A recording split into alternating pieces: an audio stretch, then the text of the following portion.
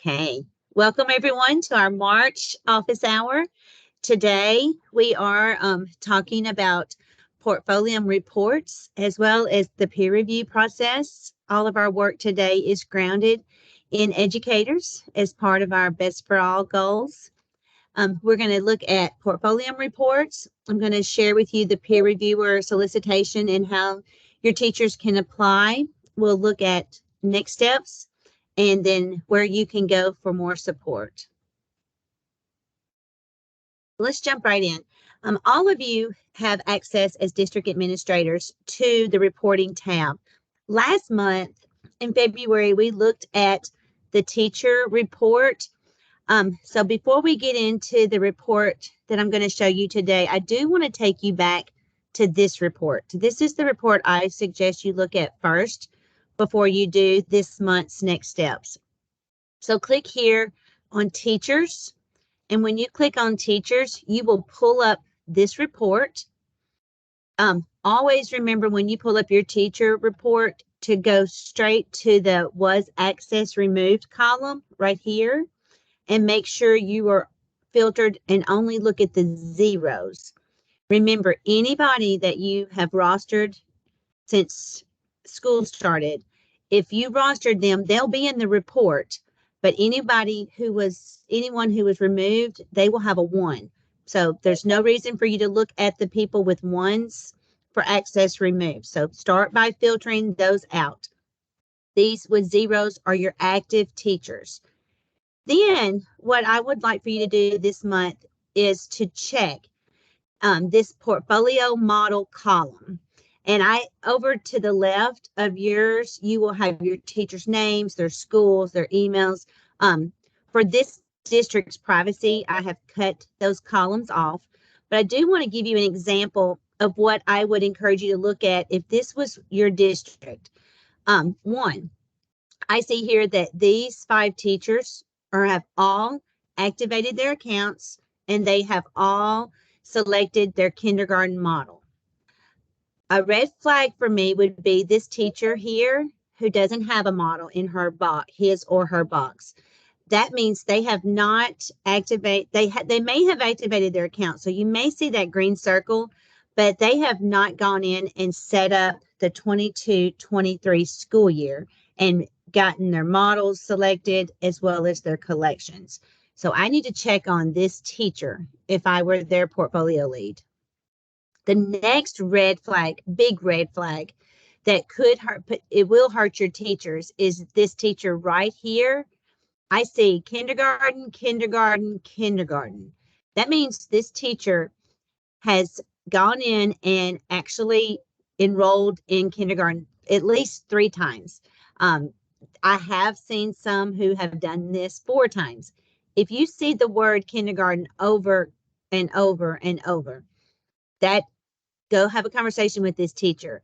This teacher, when they look at their collections, this teacher is going to have at least 12. It will not show she is completed 100% until she does 12 because she has enrolled at least 3 times we see here. So we have had this happen in the past where someone thinks they're finished. They finish 4 collections, but because they enrolled 3 times, the platform is not going to show complete until they complete 4 times, the 4 collections at least 3 times. So let's get this fixed. If this is your teacher or you see teachers when you look at your models that have kindergarten, kindergarten, kindergarten, or I can see here's a pre-K teacher in this district who has signed up 4 times for pre-K models.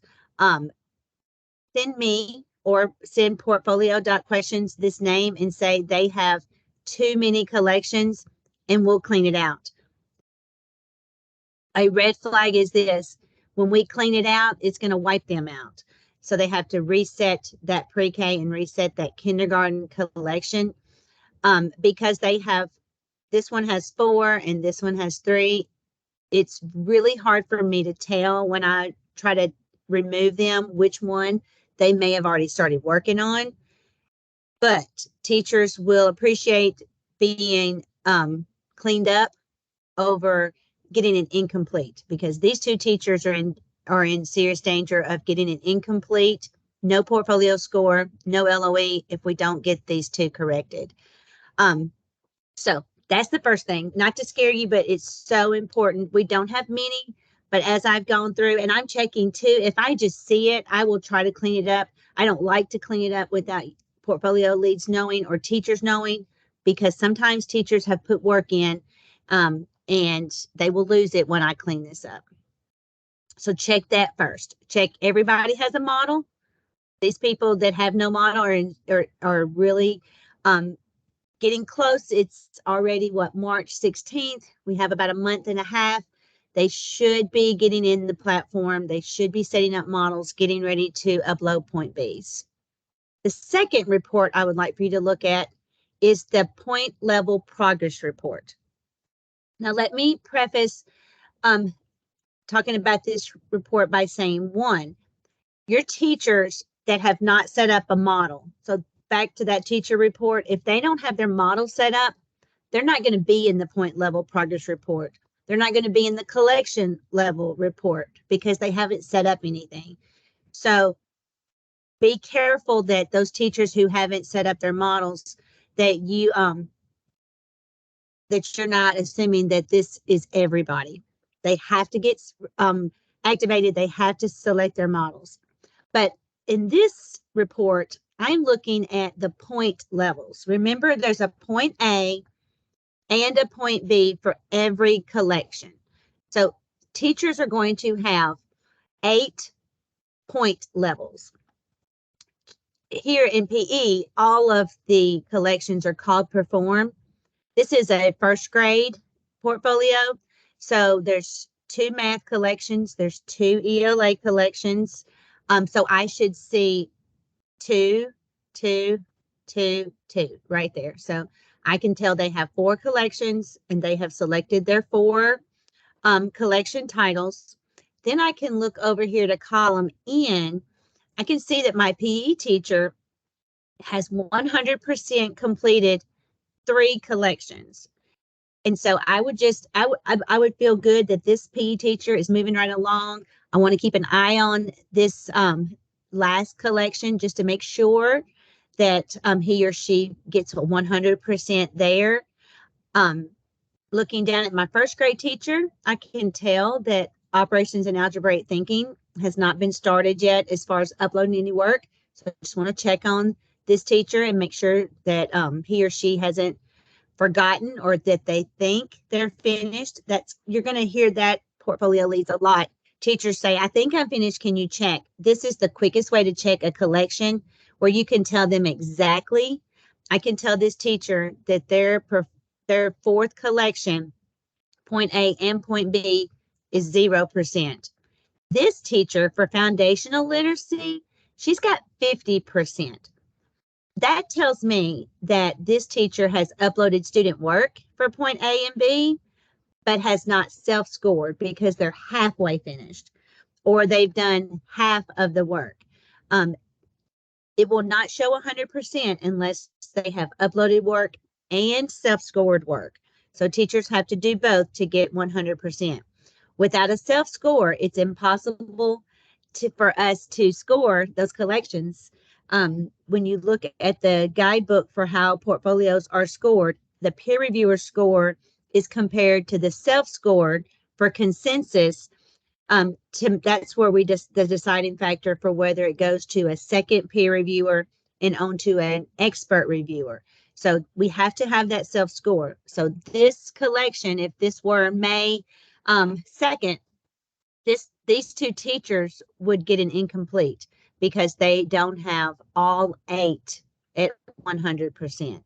Next month when we meet, I'll show you a quick way on the teacher report to just ensure everybody is at total 100% completion.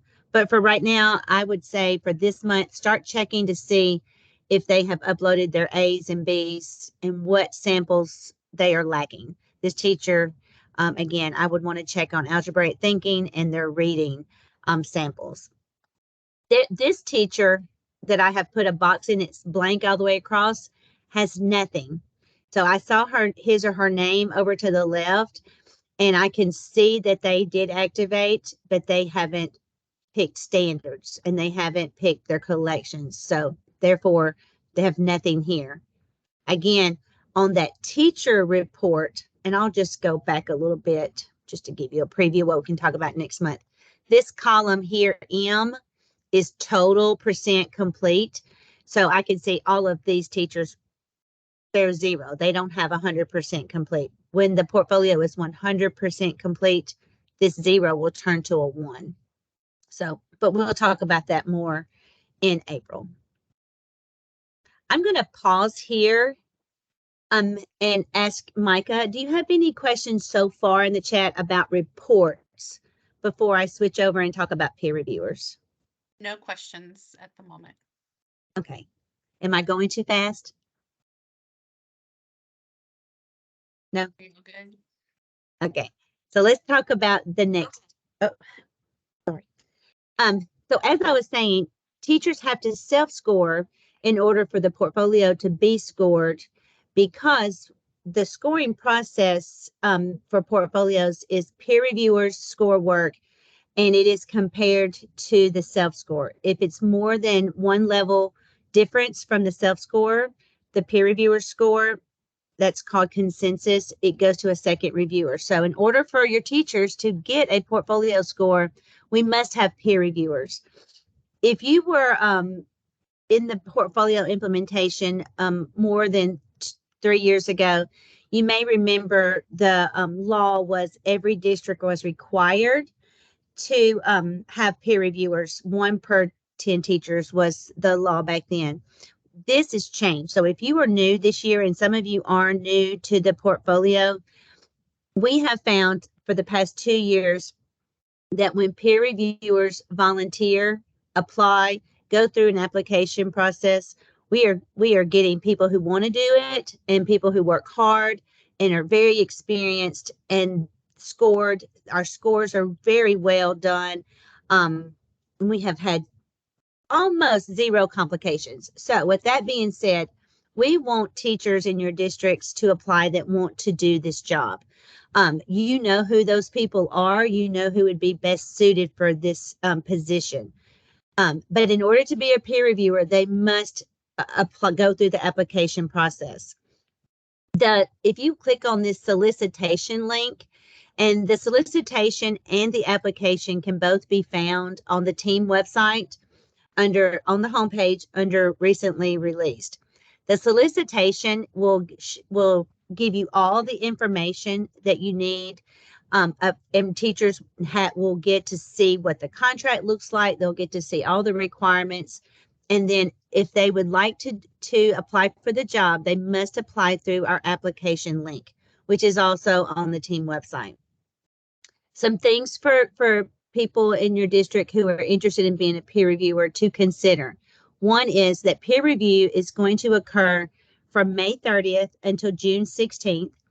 So if they're not available, if they're going to be on vacation during that time, they need not apply.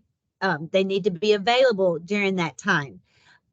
Also, years ago, peer reviewers were paid, districts were paid for their peer reviewers. Again, we're doing it different these past 2 to 3 years because this is a paid contract position with our department and they are applying through the application process. The peer reviewers are paid directly. Those that are hired will work with me and we will complete the paperwork. They will be paid directly. So peer reviewers are paid $17 for every collection that they score. Any teacher that's interested in being a peer reviewer, those applications are due by close of business, which would be 5 p.m. on Central Time on March 31st. After March 31st, we will close the application window and begin the scoring process and notifying the peer reviewers that were hired, as well as I will send every district portfolio lead an email and I will let you know who was hired from your district. So as a courtesy, so you know who's working.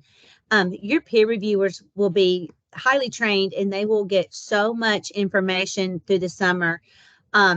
that they will be an asset to you next year when you get ready to train your teachers on portfolios. So your next steps for this month, check that point level progress report. Make sure all of your teachers only have 4 collections and that they do have 4 collections and that they have a point A and a point B sample in that collection. So you will see 100 in the column next to the point A and the point B. Monitor that they are completing their portfolios. The email I sent everyone who is a district administrator in Portfolio, I sent you an email this morning with all of the peer reviewer information. I encourage you, I ask you to forward that out to all of your portfolio teachers. So all portfolio teachers will at least have the information and have the opportunity to apply. And encourage your teachers to apply to be a peer reviewer. Again, it's not required. I'm not going to knock on your door if you don't have a peer reviewer, but I do strongly encourage it. Next month, we're going to really focus in on making sure everyone is at 100% completion and looking at those final portfolio implementation pieces. And I will show you how to know on May the 1st at midnight, Portfolio closes. There will be no more uploading student work into the platform after the deadline. Teachers who do not have 100% completion by May 1st will receive an incomplete portfolio score. Teachers with incomplete portfolio scores do not generate an LOE for this school year. So it's critical that I will again review with you how to make sure you know who is finished and who is not finished, so that there are no surprises when the incomplete scores come out. And hopefully we won't have any incompletes. On May 11th, even though portfolios submission is over, we're still going to have a portfolio office hour. On May 11th, I will discuss with you how to find those teachers' scores once peer review is over in your reporting. So you can check all of your teachers' final portfolio scores before we submit them and they're uploaded into T-Encompass.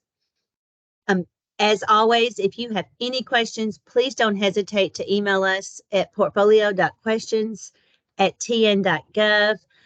We will answer your question as fast as we can with accuracy. Thank you. And I'm going to stop recording before you ask me questions, Micah.